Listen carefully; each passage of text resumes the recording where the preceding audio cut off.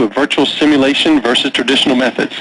My name is Cliff Medling, and I'm going to be your host. We are going to jump right in as we have a lot to cover in a short amount of time. And with that, I wanted to introduce our presenter today. Reed Paquin is a research analyst for the Aberdeen Group who focuses on manufacturing, product development, new product introduction, and virtual simulation. Reed has also previously worked as an industrial engineer, and he helped out with the Aberdeen's presentation or white paper on the same subject. And with that, Reed, I'm going to hand over to you. Yeah, thank you very much, Cliff, and thank you everyone who could attend today's webinar. As Cliff said, my name is Reed Paquin from the Aberdeen Group. So just a quick look at today's agenda. We'll do a quick introduction on me, specifically Aberdeen Group and where we get our data from. Then we'll take a look at the product development landscape. What's the environment that companies are trying to design their products in. Then we'll take a look at how predicting product performance is really where most companies are trying to look to improve today. Then we're going to take a look at how different approaches affect a company's metric performance. We'll have a quick overview for a simulation, and then we'll do some key takeaways in a Q&A. So with that, I just want to set up the presentation with some context on the data I'm going to present.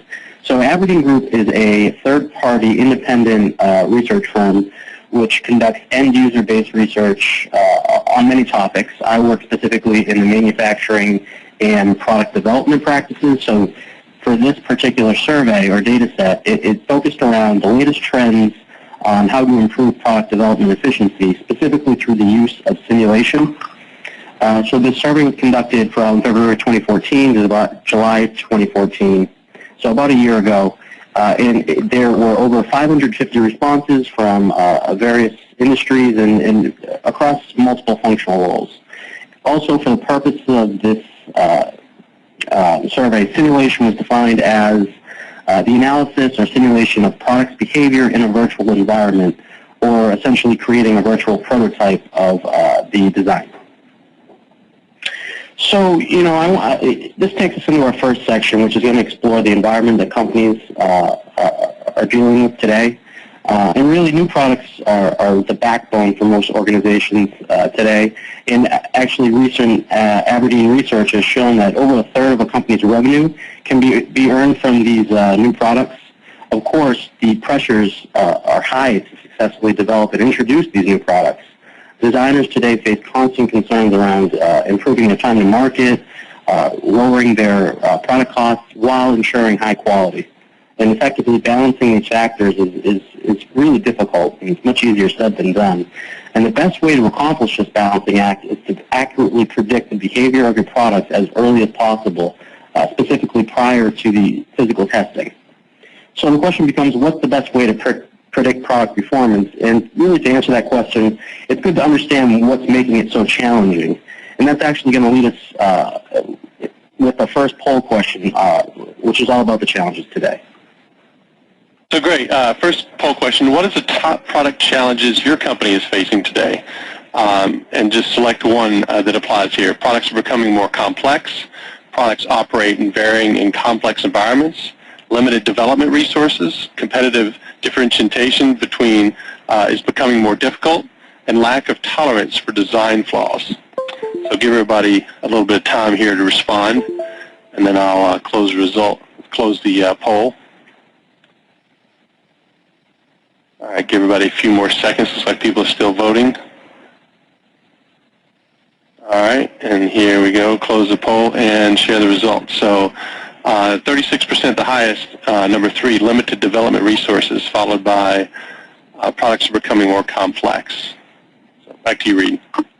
Yeah, and that's pretty interesting to see that limited development resources is bubbling up to the top. In a separate survey, we're seeing Aberdeen seeing the same thing for most companies. Actually, over 60% said that they're understaffed in their high-skilled and technical positions like engineering. So it's something that most companies are dealing with today, and then it's also telling to see complexity, both within the product and its operating environments bubbling up as the challenges behind that.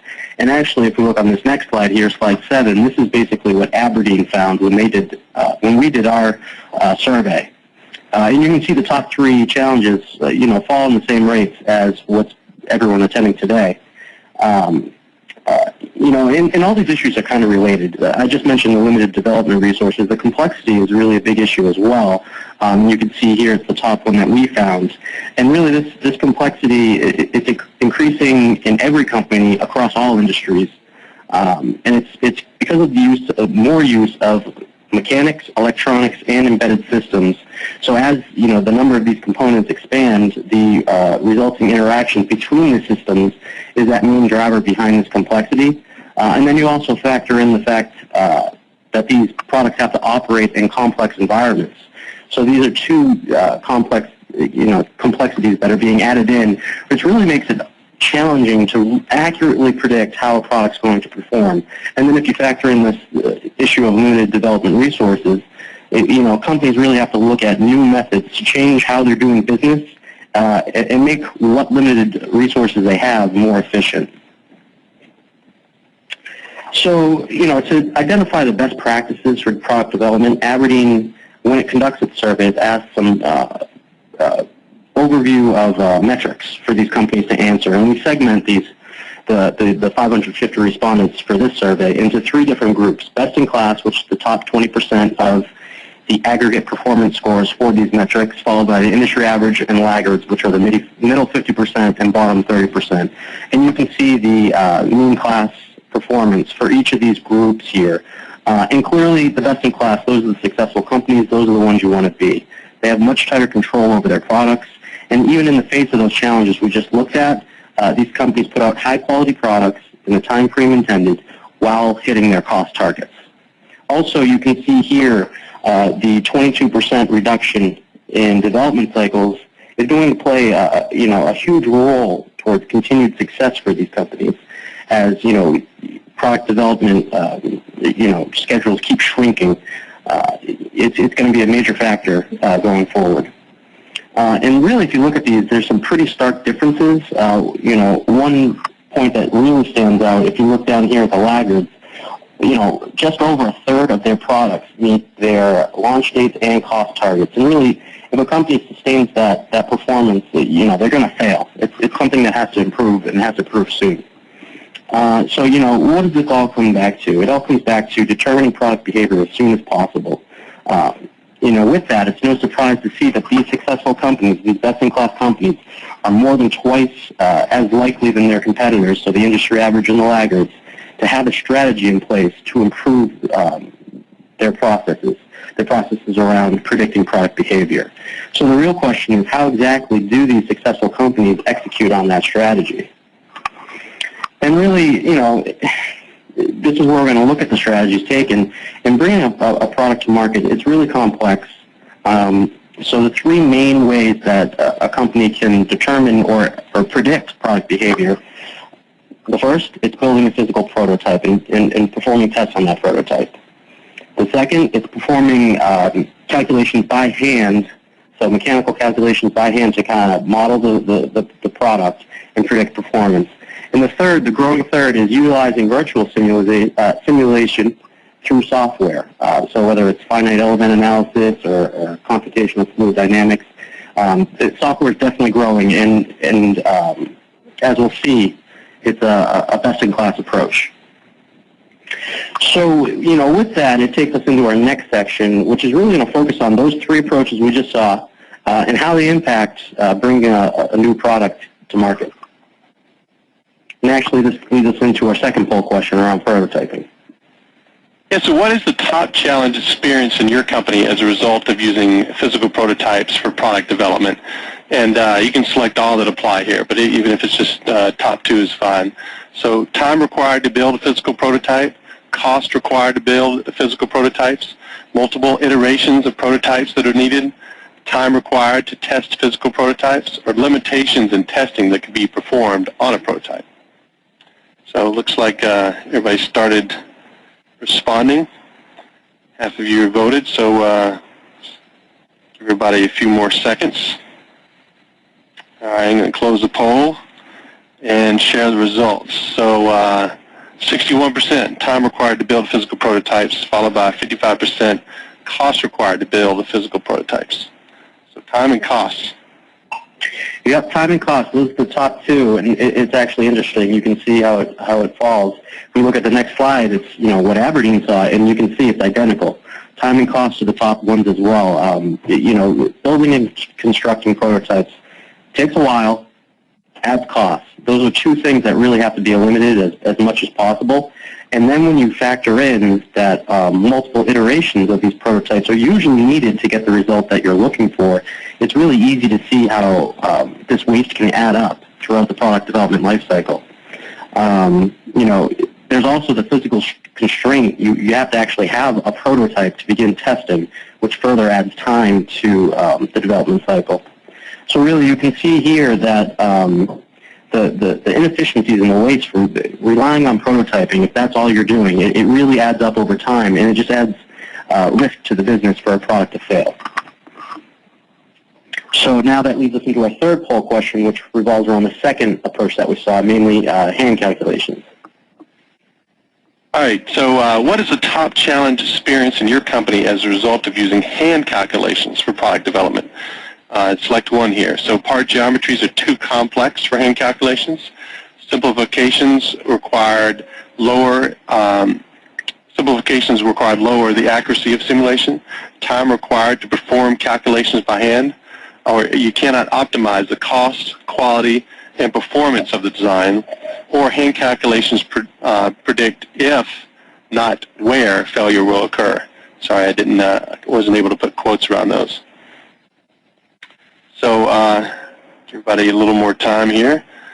Like most people have voted. A few more seconds, and let's close the poll here and share the results. So overwhelmingly, the first one, part geometries are too complex for hand calculations. Yeah, I mean that's we saw it in the beginning of the presentation here. Complexity is just rising and rising, and if we look at the results that Aberdeen saw, we see the top challenge as well. The part geometries are just becoming too complex. The products you have to model are just too complex.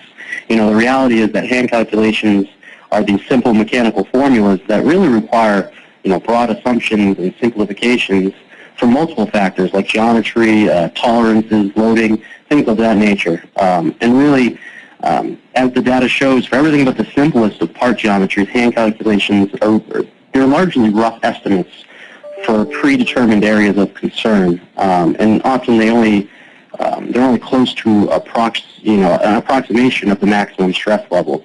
So those are really the top two problems, that accuracy part and the complexity part. But there's also other aspects to consider. The time aspect that it takes to perform these calculations. You're not going to be able to optimize your design. And then one that's at the bottom there, but it is often overlooked, is the difficulty in collaborating with other designers. Usually these hand calculations are kept in in-house Excel sheets, and really it can be difficult to share, or someone could be working on an outdated version, which really it increases risk to the business. So those are some of the challenges that you see, or companies are seeing in the use of hand calculations. And really that leaves us with the third and final approach to predict behavior, and that's simulation software. And as you can see here on slide 15, that's really the method that the best-in-class are relying on.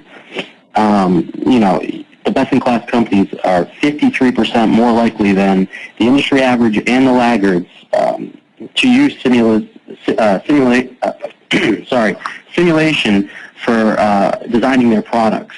And then on top of that, only 5% of the best-in-class indicate that they're not going to, in the future, implement simulation software, while if you look at the industry average and the laggards, we're more down to 22% and 27%. So they're not even, there's a portion of companies that aren't even going to think about adopting it, which really can hurt in the long run.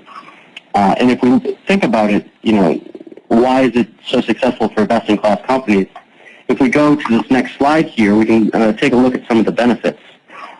So first, there's the time required to bring products to market. It just keeps shrinking. So simulation software allows you to decrease the length of the development time because you can produce virtual prototypes much faster and test them faster.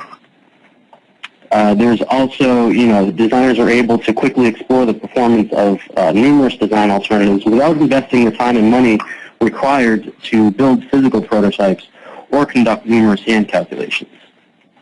Also, it's easier to collaborate because simulation is really a common platform that any designer can use. There's also, more options for performing tests on virtual prototypes, and these tests are also much faster to conduct than on a physical prototype. Also, it's easier to find out where a product is going to fail. And finally, an important aspect, since you can analyze multiple alternatives at such a fast pace, you can optimize your design for, time, cost, or quality. And really, this is what best-in-class companies are relying on to be so successful. If we think back to that table where we saw how each maturity group is performing, this plays a large part into why they're so successful. Now this takes us to the third and final section, which is really, taking a look at these three approaches and seeing how it impacts metric performance. You can see here on slide 18, the first area that's improved by simulation. Simulation is in the area of prototyping. 13% and 12% reduction in partial and complete physical prototypes for virtual simulation users, while manual or hand calculations have seen actually an increase over the past 12 months. So you don't have to spend as much time making prototypes, but then also you're getting the design right the first time, which is reflected in the ECOs after you released your product to manufacturing. So a 10% decrease, while both those relying on prototyping and hand calculations have seen increases. The less prototypes and changes you have to make, that's also going to reflect in the overall product cost, which you can see. And then all of this is being done faster, so the overall length of development time is going to decrease as well. And then here on slide 19 is just a pure breakdown from those product targets that we looked at earlier to define best-in-class companies. And for each one of these product targets, virtual simulation is outperforming, hand calculations and physical prototypes. So you can see here that the thinking, the metrics back up to thinking. Virtual simulation is helping these companies perform at a much higher pace. And with that, I think we'll kick it over to Cliff for a quick overview of simulation.